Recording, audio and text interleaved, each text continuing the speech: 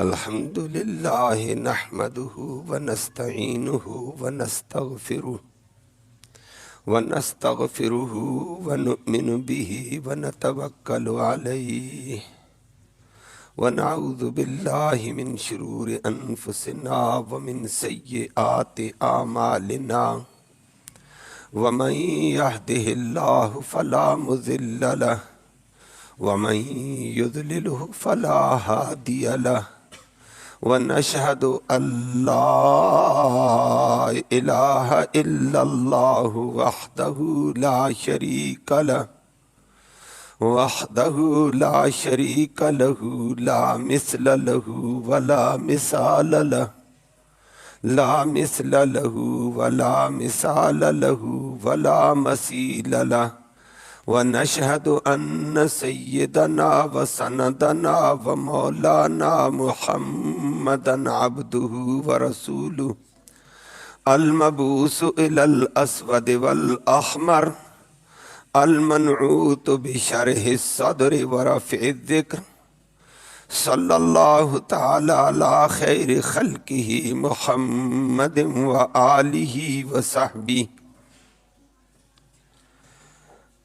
صلی اللہ تعالی علی خیر خلقہ محمد وآلہ وصحبہ الذین هم خلاصۃ العرب العرباء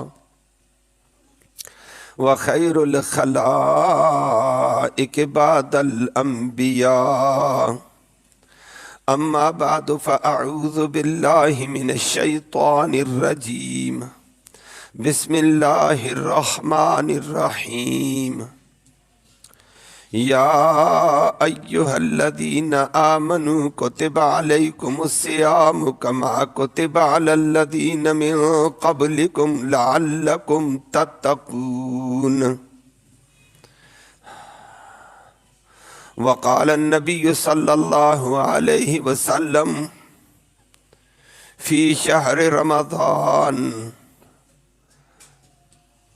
قال علیہ الصلاة والسلام قد جاءکم شہر مبارک اولہ رحمہ واوسطہ مغفرہ وآخرہ عتق من النار صدق اللہ العلی العظیم وبلغنا رسولہ النبی الامی الکریم ونحن علی ذلک لمن الشاہدین والشاکرین والحمد للہ رب العالمین سیدنا مولانا محمد صلی اللہ علیہ قابل ست تکریم و ست تعظیم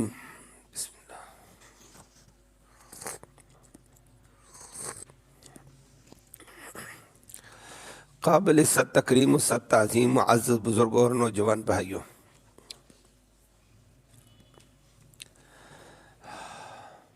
قرآن مقدس کی ایک آیت کریمہ تلاوت کی ہے اور نبی کریم صلی اللہ علیہ وسلم کے ارشاد مبارک کا ایک حصہ تلاوت کیا ہے کہ نبی کریم صلی اللہ علیہ وسلم نے رمضان سے قبل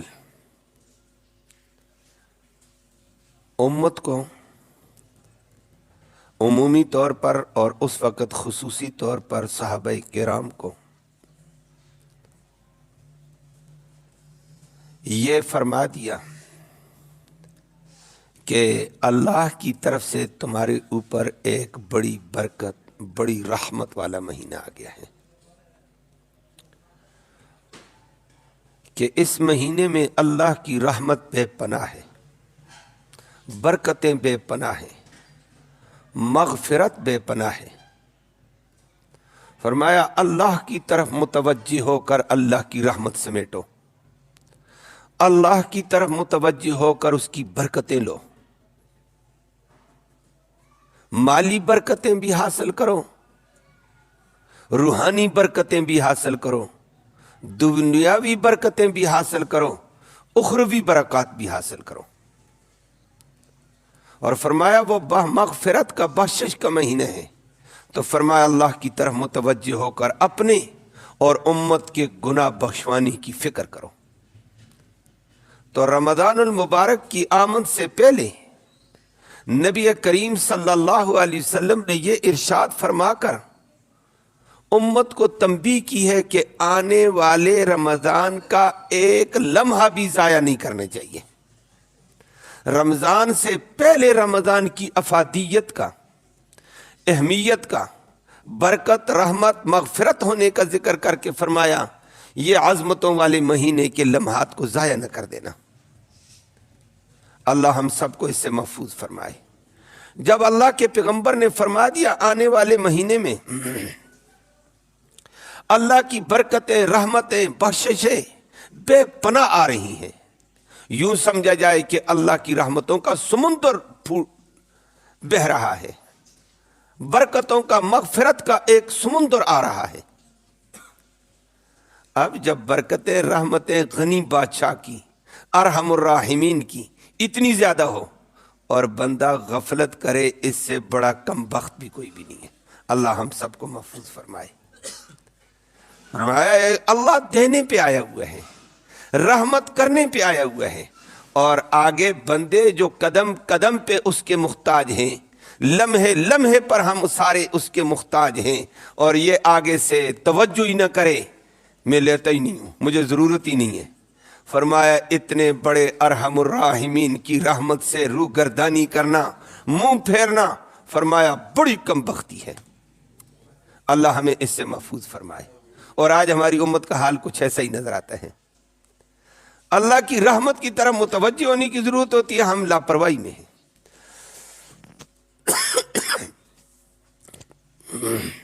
تو فرمایا لاپرواہ نہ ہونا حضرات صحابہ کرام، ان لمحوں کو قیمتی بناؤ کہ کوئی لمحہ ضائع نہ ہو پائے۔ حلال کی معاش کماؤ، وہ بھی عبادت ہوتی ہے۔ حلال نیت سے دکان پہ جانا، کاروبار کرنا، مزدوری کرنا، اس نیت کے ساتھ میں بھی حلال کھاؤں، میرے بچے بھی حلال کھائیں، اور میں حلال کمائی سے بیواؤں کی، غریبوں کی، یتیموں کی مدد کروں، اس نیت کے ساتھ کمانا، کاروبار کرنا عبادت میں شامل ہے۔ یہ عبادت ہے حلال کمائی۔ اسی لیے اللہ کے پیغمبر نے فرمایا القاسب حبیب اللہ، حلال کی کمائی کرنے والا تو اللہ کا محبوب ہے، دوست ہے۔ تو فرمایا حلال کماؤ رمضان میں بھی، یہ عبادت میں شامل ہے، لیکن کمائی کے علاوہ اوقات کو اللہ کی طرف گریہ زاری میں، التجا میں لگاؤ کہ اللہ کی رحمتیں ہم پر بھی ہوں، ساری امت پر ہوں، اور اللہ ہمارے گناہ معاف فرما دے۔ باقی کمانا کوئی برا نہیں، لیکن نماز کے ٹائم پر نماز، روزے کے ٹائم پر روزہ، تلاوت کے ٹائم پر تلاوت، رب سے رو کر لینے کے ٹائم پر رو کر لینا ہے، اور فرمایا وہ رب دیتا ہے۔ اور اگر ہم یہ کہہ دیں ہم صرف دنیا کمانے کے لیے ہیں، فرمایا یہ فضول ہے، دنیا کمانا تمہارا کام نہیں ہے۔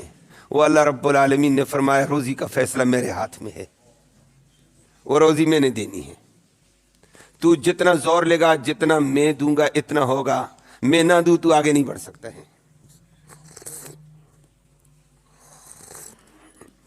جزاکم اللہ۔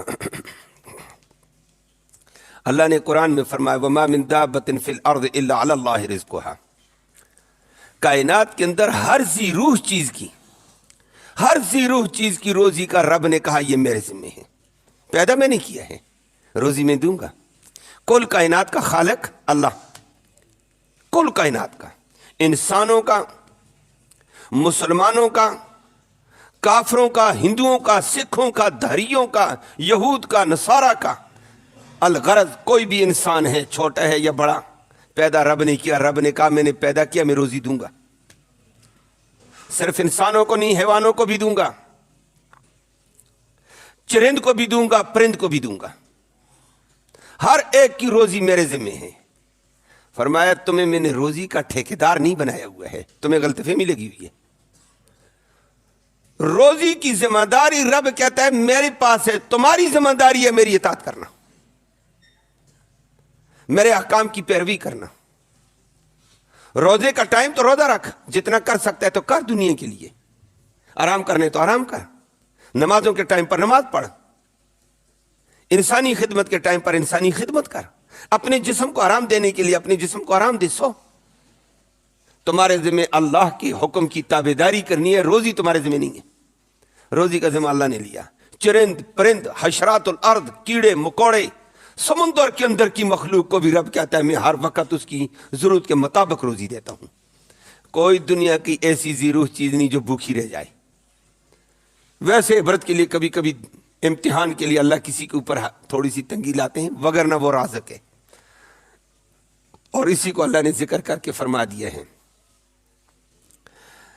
فرمایا ان اللہ هو الرزاق ذو القوۃ المتین، روزی دینے والا وہ اللہ ہے، بڑی طاقت والا ہے، چھت پھاڑ کر دے دیتا ہے۔ جب وہ دینے پہ آئے کسی کی باپ کی طاقت نہیں کوئی روکے، وہ دینے پہ آئے کسی کے تویز گنڈے نہیں روک سکتے ہیں، وہ دینے پہ آئے کسی کا دم شف کچھ نہیں کر سکتا ہے۔ ان اللہ هو الرزاق، اللہ ہی رزاق ہے، خوب روزی دیتا ہے، ذو القوۃ المتین، مضبوط طاقت والا ہے، اس کے دینے کو کوئی روک بھی نہیں سکتا ہے، وہ دیتا ہے، ہر ایک کو دیتا ہے، جتنا لکھا ہے اس کے مطابق دے گا۔ فرمایا روزی میرے ذمہ ہے، لیکن انسانوں کو ذکر کر کے فرمایا تمہارے ذمہ کیا ہے؟ وما خلقت الجن والانس الا لیعبدون، انسانوں اور جنوں کو میں نے تو اپنی عبادت اور اپنی وحدانیت، اپنی تعظیم کے لیے پیدا کیا، ان کے ذمہ میری عبادت ہے، میری توحید ہے، میری تعظیم بجا لاؤ۔ وما خلقت الجن والانس الا لیعبدون، فرمایا تمہارے ذمہ تو یہ کام ہے۔ ما اريد منهم من رزق، اللہ ہم سب کو ہدایت دے دے۔ بہت سارے احباب تھوڑی بہت محنت کر کے کہتے ہیں جی کیا کریں، روزہ رکھیں گے تو بچوں کو کھلانا بھی ہے نا جی۔ اللہ نے فرمایا ما اريد منهم من رزق، میں نے تم سے رزق کمانے کا ارادہ ہی نہیں کیا ہے۔ وما اريد منهم من رزق وما اريد ان يطعمون، اور میں نے یہ بھی نہیں کہا بچوں کو تم کھلاؤ۔ فرمایا یہ تو میرے ذمہ ہے، روزی دینا بچوں کو کھلانا یہ میری ذمہ داری میں ہے، تمہارے ذمہ میرے حکموں کی اطاعت ہے، جتنا کر سکو تو کرو، لیکن اللہ کا حکم نہ ٹالو۔ اللہ ہم سب کو اس کی اتباع کی توفیق نصیب فرمائے۔ باقی وہ دیتا ہے، ہر ایک کو دیتا ہے، کیسے دیتا ہے اس کی شان عظیم ہے۔ اللہ رازق ہے، ہر ایک کو دیتا ہے، اور کسی کو وہ وقت پہ بھوکا نہیں مارتا ہے۔ فرمائے میرے حکم کی اطاعت کر، اگر اطاعت کرے گا تو کامیاب ہو جائے گا، اگر اطاعت نہیں کرے گا برباد ہو جائے گا۔ اللہ ہم سب کو محفوظ فرمائے بربادی سے۔ شیخ سعدی رحمہ اللہ ایک بزرگ گزرے ہیں، بڑے عالم گزرے ہیں، فارس کے خطے کے بہت بڑے آدمی ہیں، فارسی کی بڑی کتابیں ان کی لکھی ہوئی ہیں۔ اللہ نے ان کو علم دیا تھا، دین سے جڑے، بڑی عمر میں جڑے دین کے ساتھ، تو جو دین سے جڑے دین تو نواز دیتا ہے۔ شیخ سعدی رحمہ اللہ فرماتے ہیں میں چلتے ہوئے سفر کرتے ہوئے جا رہا تھا، چلتے چلتے دوپہر کا وقت ہو گیا، صحرا ہے، بیابان ہے، جنگل سے گزرتے ہوئے جا رہا تھا۔ میں نے کہا دوپہر کو سنت طریقہ ہے، جتنا کام ہو سکتا ہے کرو، دوپہر کو آرام کرو، جسم کا حق ہے، میرے نبی کا سنت طریقہ ہے، شریعت کی تھی، آرام کرو۔ تو میں بھی ایک جگہ درخت کے نیچے تھوڑا لیٹ گیا کہ جسم کا حق پورا ہو جائے، تاکہ جسم کی قوت مدافعت متاثر نہ ہو۔ آج ہم لالچ میں آئے ہیں نا، یاد رکھنا، اپنی طاقت سے زیادہ کام کرتے ہیں، قوت مدافعت متاثر ہوتی ہے۔ معمولی ہوا، معمولی جھونکے، معمولی ٹھنڈک قوت متاثرہ مدافعہ کے نہ ہونے کی وجہ سے ہمارے اوپر اثر انداز ہو جاتی ہے۔ ہم نے اعتدال والا کام نہیں کیا ہے۔ شریعت کہتی ہے اعتدال کے ساتھ شریعت کا کام پورا کرو۔ قوت مدافعت بدن میں برقرار ہے، بڑی بڑی چیزوں کا یہ مقابلہ کرتی ہے، پھر ڈاکٹروں کے پاس جانے کی نہیں ہے۔ بدن کے اندر خود اللہ نے قوت رکھی ہوتی ہے جو بیماریوں کا مقابلہ کرتی ہے، صرف اس کو فعال کرنا ہوتا ہے۔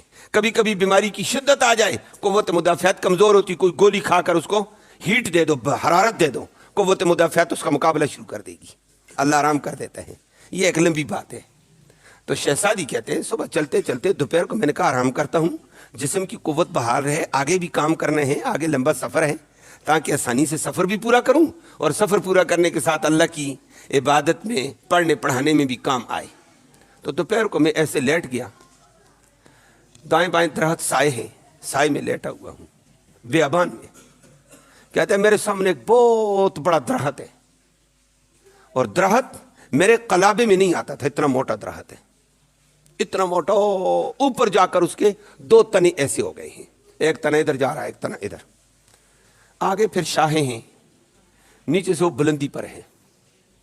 मैं नीचे बैठा हुआ था, मैंने इतने में देखा एक परिंदा उड़ता हुआ आया, उसके मुंह के अंदर कीड़ा, और वो जैसे आया उसके परों की फड़फड़ाहट मैंने सुनी, देखा तो वो कीड़ा उस 2 तनों के दरमियान में वो डालकर चला गया। मेरे दिमाग में बात आई है जो कुरान कहता था कि वाह रब्बा तू राज़िक है। इस परिंदे का यहां घोंसला है और इसके घोंसले में इसके बच्चे हैं। अब बच्चे नातवा हैं, कमजोर हैं, लेकिन रोजी का मालिक अल्लाह। उसने परिंदे की ड्यूटी लगाई कि ला कीड़े मकोड़े और उठा खिला। खिलाने वाला असल कौन है? अल्लाह। दिमाग किस में डाला? परिंदे से भी वो काम लेता है। शहजादी कहते मेरे दिमाग में ये बात आ गई है, और मैंने कहा कुरान कहता है वो मामिन दाब्बतिन फिल अर्दि अल्लाह रिज़्कुहा, कायनात की हर जी रूह की रोजी मेरे जिम्मे है। रब ने कहा मेरे जिम्मे, अल्लाह अपनी जिम्मेदारी पूरी कर रहा है। वो कैसी पूरी कराता है? कभी बंदों के जरिए से बंदों को खिलाता, कभी परिंदों के जरिए से भी खिलाता है, उसकी ताकत है। तो कहता है मैं बैठा हुआ था, मुझे इतनी समझ आई, थोड़ी देर बाद दोबारा परिंदा आ गया, बड़ा कीड़ा पकड़ा हुआ, फिर डाल दिया, फिर डाला, फिर डाला, 3 4 5 दफा आया। मेरा दिमाग पहले से फैसला बदल गया। मैंने कहा यह बात नहीं है। मैंने सोचा था इसके बच्चे हैं घोंसले में और नातवा हैं, कमजोर हैं, अल्लाह उनको खिला रहा है इस परिंदे के जरिए से। ये बच्चे नहीं इतना खाना खा सकते हैं। परिंदे के बच्चे इतने बड़े बड़े कीड़े वो लाता है और डालता जा रहा है लगातार, ये बच्चे नहीं है, ये कोई और ही माजरा है। अब मैं दरख्त के ऊपर चढ़ भी नहीं सकता हूं, वो मेरे कलाबे में नहीं आता है, बड़ा है। तो मुझे तजस्सुस हुआ, ये परिंदा बार बार आता है और ये कीड़े लाता है, ये क्या चीज है, हकीकत मालूम करूं। मैं करीब एक दरख्त के ऊपर चढ़ा, चढ़ते चढ़ते चढ़ते ऊपर से चढ़कर उसको दरख्त को देखा। वो दरख्त के उस जोड़ के अंदर बहुत बड़ा अजदहा सांप वो बैठा हुआ है, वो नाबीना है।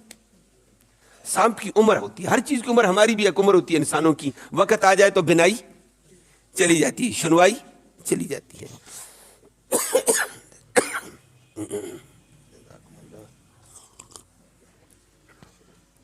तो कहते मैं बड़ा हैरान हुआ, मैंने देखा कि वाकई अल्लाह का करम।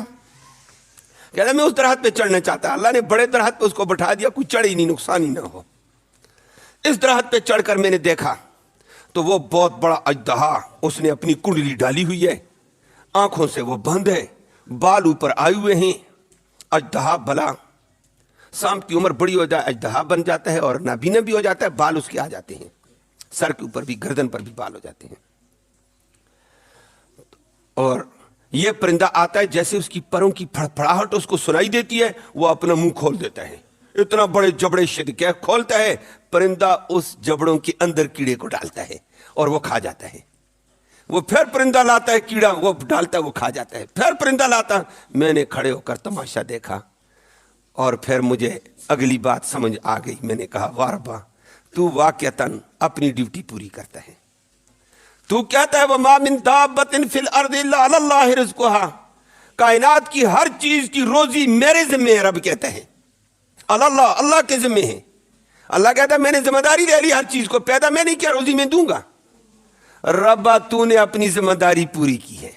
सांप अजदहा बना, नाबीना हो गया, जमीन पे होता लोग इसको मार देते, अभी इसकी उम्र तूने लिखी हुई थी, अब तूने इसके दिमाग में डाला दरख्त पे चढ़कर बैठ जा। वो दरख्त पे चढ़कर बैठेगा, खाएगा कहां से इतना बड़ा अजदहा? रब ने कहा राज़िक मैं हूं, ये खिलाना मेरा काम है। मैं कैसे खिलाऊं? मैं असबाब का मुहताज, चीजों का मुहताज। असबाब और चीजें रब की मुहताज हैं। रब फैसला कर दे वो हो जाता है, रब ना फैसला करे नहीं हो पाता है। तो शहजादी कहते हैं मैंने कहा रब्बा तूने अपनी जिम्मेदारी पूरी की।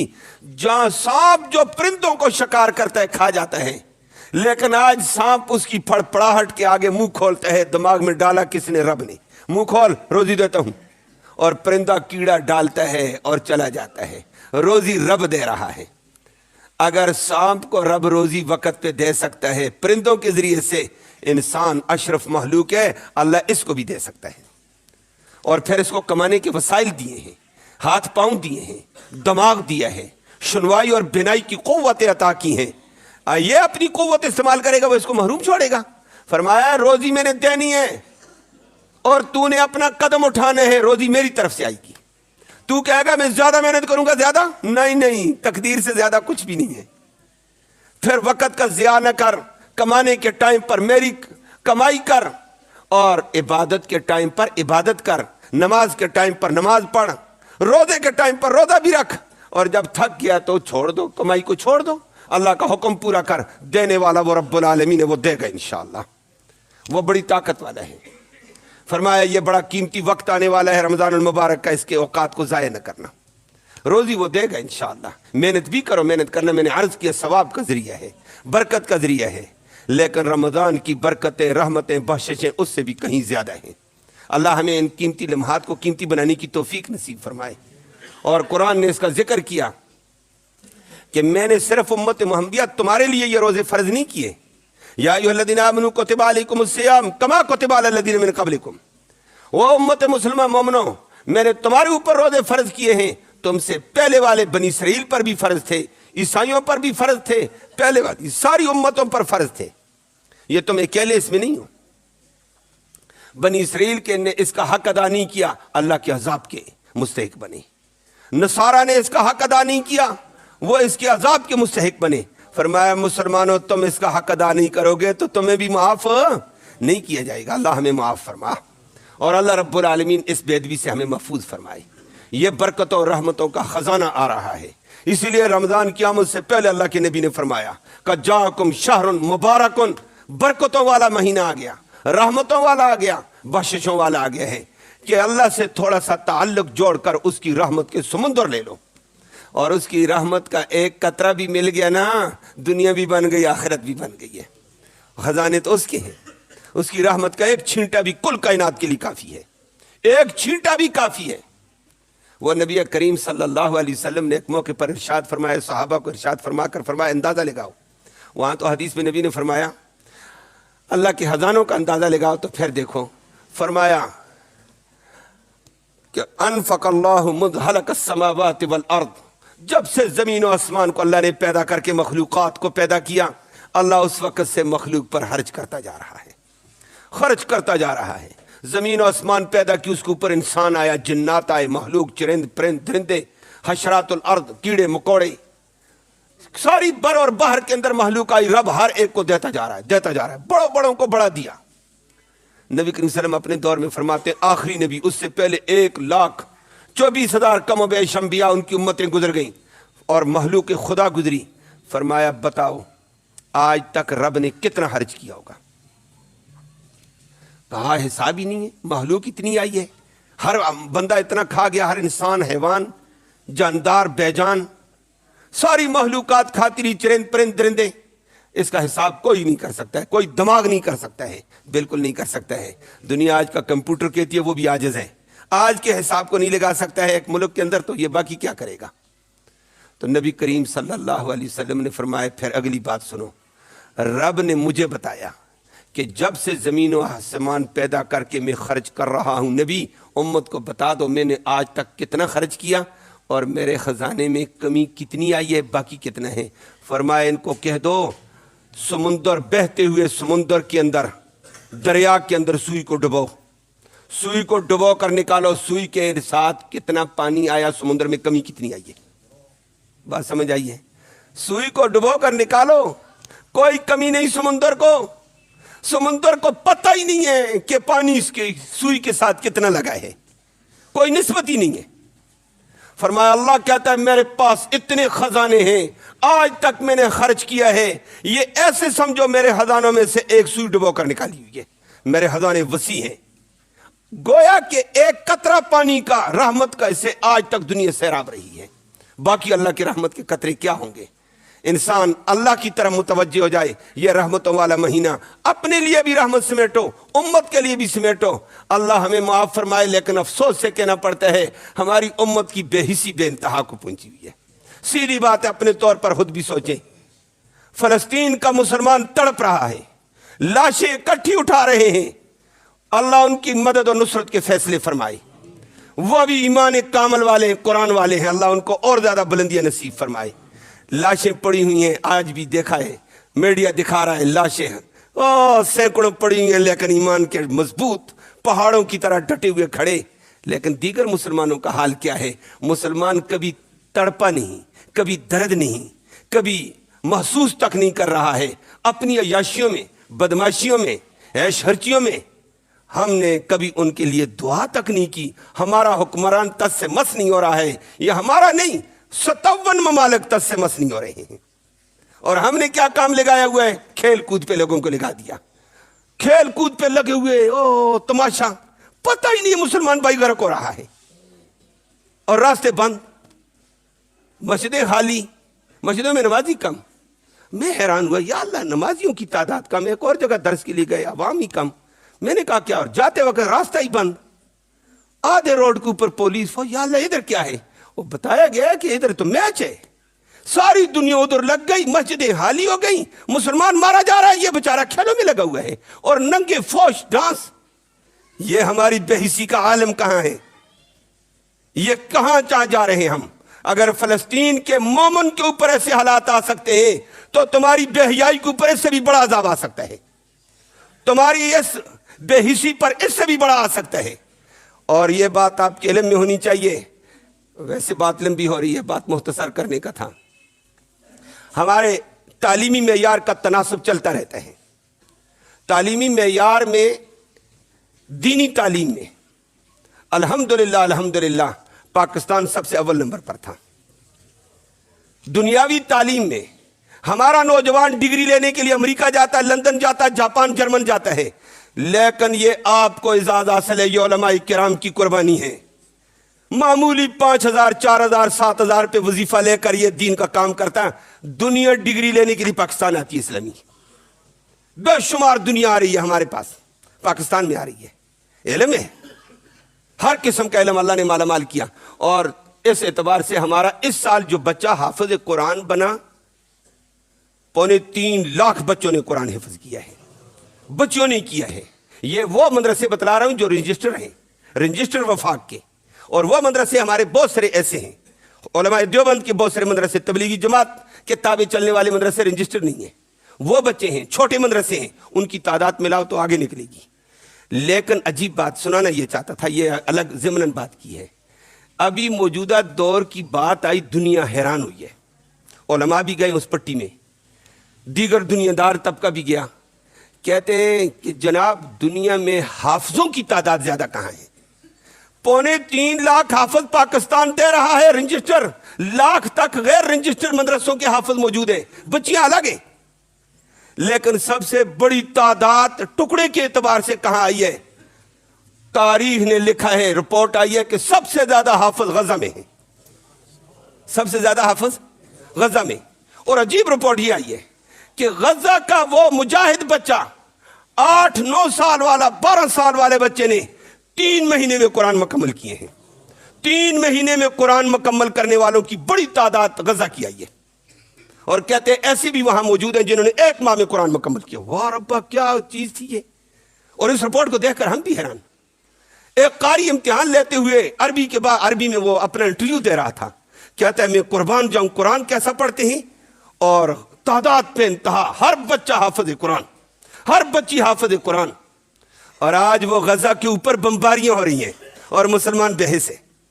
یہ بالکل عجیب کیفیت ہے، اور وہ اسی قرآن کی وجہ سے آج بچے ہوئے ہیں، یہ قرآن کی وجہ سے بچے ہوئے۔ بمباری اتنی شدید، نیچے جب آتی ہے بڑے بڑے فوجی بھی آئے، امریکہ کے جرنیل بھی آئے، میں 1 منٹ میں غزہ فتح کرتا ہوں، ماشاءاللہ انہی قرآن والے مجاہدوں نے زیر و زبر کر کے رکھا ہے۔